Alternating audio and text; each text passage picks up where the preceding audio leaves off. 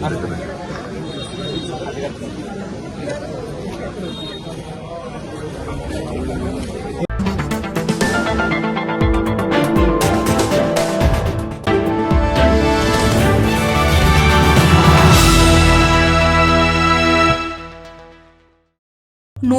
তাহেরপুরে মোদির র্যালিতে আসার পথে ট্রেন দুর্ঘটনায় মারা গেলেন 3 জন বিজেপি সমর্থক, গোপীনাথ দাস, মুক্তিপদ সূত্রধর ও রামপ্রসাদ ঘোষ। ঠিক তখনই শুরু হয়ে গেল মৃতদের নিয়ে রাজনীতি। শুভেন্দু মৃতদের বাড়ি পৌঁছে তাদের উপর পতাকা চাপাচ্ছেন। অভিষেক বন্দ্যোপাধ্যায় নির্দেশ দিলেন বিজেপির আগে বাড়ি পৌঁছাতে হবে, পাশে থাকার বার্তা দিতে হবে।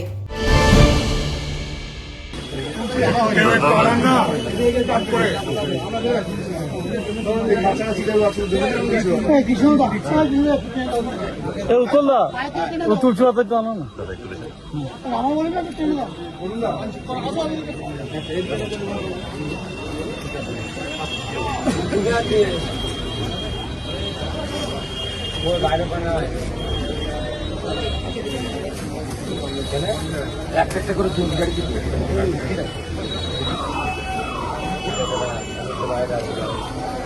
দোকানিকে ফুল দিবি। হ্যাঁ,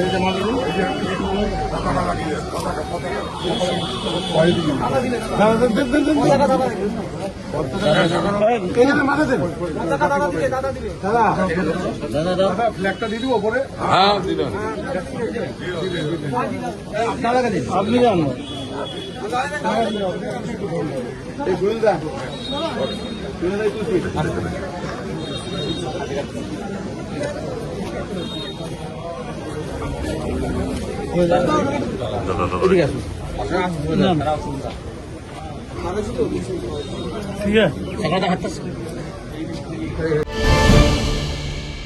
তিনজনের মৃত্যু, 2 জন হাসপাতালে, কিন্তু শোকের মাঝেই শুরু হয়েছে প্রতিদ্বন্দ্বিতা। পশ্চিমবঙ্গের রাজনীতি কোথায় নেমে গেছে? মৃত্যুকে কি এখন রাজনৈতিক মঞ্চ বানানো হবে?